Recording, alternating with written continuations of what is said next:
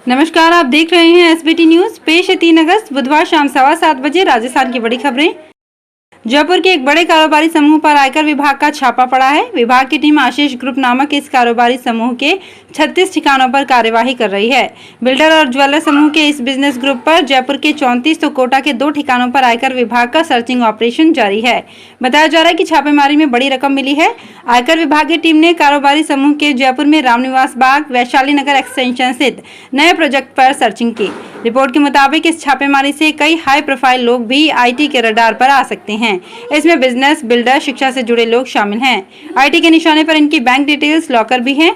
इस कार्यवाही में काली कमाई से जुटी बड़ी रकम और कई बेईमानी प्रॉपर्टी के राज खुल सकते हैं। राजस्थान में मानसून एक बार फिर सक्रिय हो गया है। मंगलवार देर शाम से लेकर बुधवार सुबह तक राज्य के जयपुर, प्रतापगढ़, सिरोही, नागौर, सवाई माधोपुर समेत 12 जिलों में 2 से लेकर 5 इंच तक पानी बरसा। पिछले 24 घंटे के दौरान माउंट आबू में सबसे ज्यादा 5 इंच बरसात हुई। इसके बाद हिल स्टेशन की खूबसूरत वादियों में झरने बहने लगे। उधर जयपुर में भी बीती रात से बुधवार अल सुबह तक अच्छी बारिश हुई। राजधानी के प्रतापनगर, सांगानेर, बस्सी, पावटा, चाकसू में 2 इंच तक पानी गिरा। केंद्रीय उत्पाद व सेवा कर विभाग की कार्यवाही के बाद अब राज्य कर विभाग ने भी अजमेर जिले के किशनगढ़ में बोगस फर्मों के नाम से फर्जीवाड़ा कर करोड़ों का क्रेडिट इनपुट उठाने का मामला सामने आया है। राज्य कर विभाग ने मंगलवार को किशनगढ़ में कार्यवाही की। किशनगढ़ में केंद्रीय जीएसटी व स्टेट जीएसटी की लगातार 2 दिन चली कार्यवाही के बाद कारोबारियों में हड़कंप मचा है। विभाग के अधिकारियों का कहना है कि अब तक कार्यवाही में इस तरह के बोगस फर्मों के संचालन में किशनगढ़ ही प्रमुख केंद्र बनकर सामने आया है।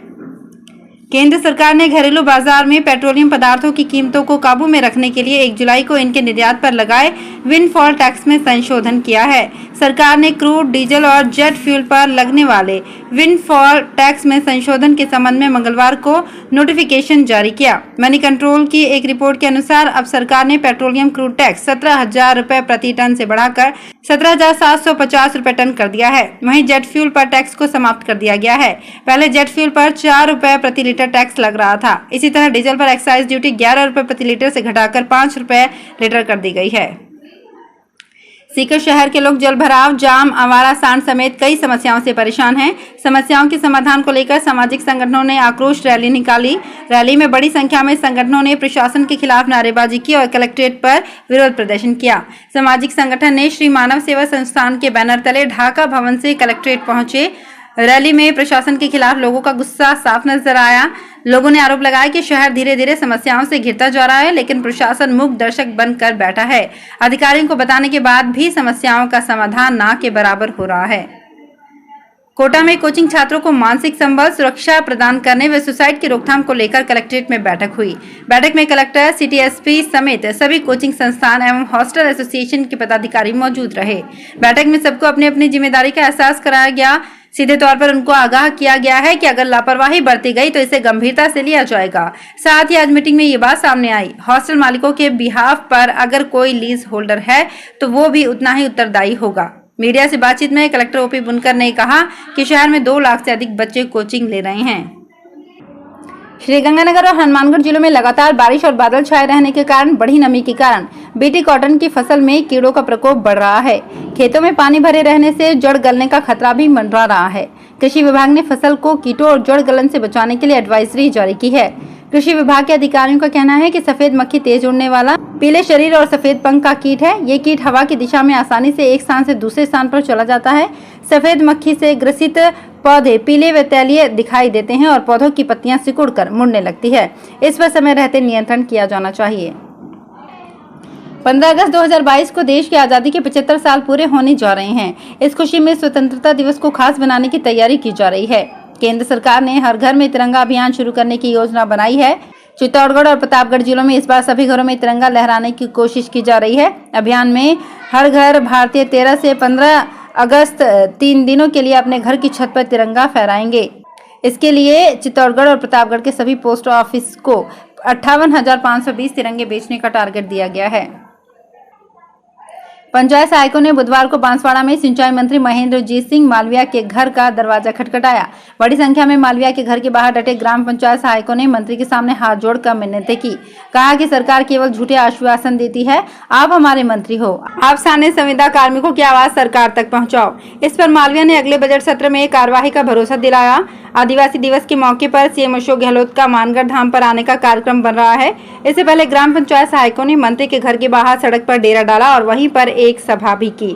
मंत्री से मिले आश्वासन के बाद सभी कर्मचारी लौट आए। अलवर जिले में रामगढ़ के बाद अलवर ग्रामीण विधानसभा क्षेत्र के ढहलावास व पैतपुर गांव में गैर मुमकिन पहाड़ व गैर मुमकिन नाले की किस्म को बारानी में बदलकर करीब 34 बीघा जमीन की बंदरबाट सामने आई है। पूर्व मंत्री नसरू खान ने गांव के सरपंच सहित कई लोगों ने अफसरों के साथ मिलीभगत कर ये कारनामा करने का आरोप लगाया है। पूर्व मंत्री ने बुधवार को मीडिया के सामने पैतपुर व ढहलावास गांव में जमीनों के बंदरबाट के पुख्ता दस्तावेज दिखाते हुए कहा कि गैर मुमकिन पहाड़, नदी, नाले, बीहड़ की जमीन को अलॉट कर दिया, जबकि सुप्रीम कोर्ट की गाइडलाइन के अनुसार ये जमीनें किसी को अलॉट नहीं हो सकती। चूरू इलाके में बुधवार सुबह 5 से 8:30 बजे तक जोरदार बारिश हुई। इससे शहर के कई इलाकों में पानी भर गया। इससे सुबह के समय राहगीरों और बाइक सवारों को काफी परेशानी का सामना करना पड़ा। सुबह के समय हुई बारिश से स्कूली बच्चों को काफी परेशानी हुई। रास्ते में पानी भर जाने से छोटे बच्चों की स्कूलों की छुट्टी कर दी गई। लगातार बारिश होने से फसलों में कीट लगने की समस्या आएगी। इसके लिए किसानों को बढ़िया क्वालिटी का कीटनाशक का छिड़काव करना होगा। मौसम विभाग के अनुसार बुधवार सुबह 5 से 8:30 बजे तक 34.4 mm बारिश दर्ज की गई। झुंझुनू जिले के कई स्थानों पर बाजरे की फसल में लग रहे फड़का रोग लगने से किसान चिंतित हैं। विशेषकर उदयपुर वाटी उपखंड में बाजरे में लग रहे इस रोग ने किसानों की नींद उड़ा दी है। कृषि विभाग से जुड़े अधिकारियों की कमेटी ने उदयपुर वाटी क्षेत्र में बाजरे में लगे फड़के का सर्वे कर रिपोर्ट उच्च अधिकारियों को भेज दी है। अब बाजरे में रोग पर नियंत्रण के लिए कीटनाशी रसायन उपलब्ध कराने के लिए अनुदान देने का निर्णय किया गया है। सहायक निदेशक कृषि विस्तार विजयपाल कसवा ने बताया कि बाजरे में फैल रहे फड़के का सर्वे कर लिया गया है। इसके नियंत्रण के लिए किसानों को अनुदान पर कीटनाशी रसायन उपलब्ध कराए जाएंगे। केंद्र सरकार ने एक बार फिर से घरेलू क्रूड के निर्यात पर शुल्क में वृद्धि कर दी है। अधिसूचना के मुताबिक अब घरेलू क्रूड के निर्यात पर 17,750 रुपए प्रति टन शुल्क लगेगा। विमान ईंधन के निर्यात पर लगने वाले 4 रुपए प्रति लीटर के शुल्क को पूरी तरह से हटा लिया गया है। डीजल के निर्यात पर लगने वाले शुल्क को 11 रुपए प्रति लीटर से घटाकर 5 रुपए प्रति लीटर किया गया है। राजस्व सचिव तरुण बजाज ने 1 जुलाई को कर लगाए जाने के बाद कहा था कि विदेशी विनिमय दर और वैश्विक कच्चे तेल की कीमतों सहित अन्य कारकों को ध्यान में रखते हुए हर 15 दिन में इसकी समीक्षा की जाएगी। राजस्थान में कहने को भले ही बीजेपी विपक्ष में हो, लेकिन साल 2013 से लेकर 2018 तक विपक्ष की भूमिका निभाने के बाद सत्ता में लौटी कांग्रेस का संघर्ष अभी भी खत्म नहीं हुआ है। सत्ता में होने के बावजूद भी कांग्रेस पार्टी पिछले 3.5 साल से सड़कों पर विरोध प्रदर्शन करती नजर आ रही है। विरोध प्रदर्शन करने के मामले में सत्तारूढ़ कांग्रेस ने विपक्षी दल भाजपा को ही बहुत पीछे छोड़ दिया है। बड़ी बात तो यह है कि प्रदर्शनों में सत्तारूढ़ कांग्रेस के मंत्री विधायकों के साथ ही सीएम गहलोत भी कई बार सड़क पर उतरे हैं। आजादी के अमृत महोत्सव में तिरंगे की मांग इतनी बढ़ गई है कि अब पाली जिले की कपड़ा इकाइयां भी दिन रात इस जतन में जुटी है कि राजस्थान और गुजरात ही नहीं, देश में जहां से भी ऑर्डर आए पहले तिरंगा तैयार कर दिया जाए। कपड़ा व्यवसायियों और मजदूरों के चेहरे पर तिरंगे का कपड़ा तैयार करने का गौरव झलकने लगा है और वे इस कार्य को दुगने उत्साह से कर रहे हैं।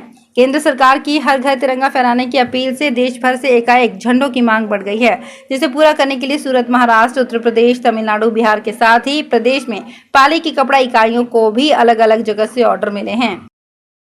तो फिलहाल इस बुलेटिन में इतना ही। फिर हाजिर होंगे कुछ और बड़ी खबरों के साथ। अगर आप भी अपने आसपास की छोटी बड़ी और महत्वपूर्ण खबरों से अपडेट रहना चाहते हैं तो सब्सक्राइब कीजिए हमारे चैनल SBT न्यूज को और प्रेस कीजिए बेल आइकन पर।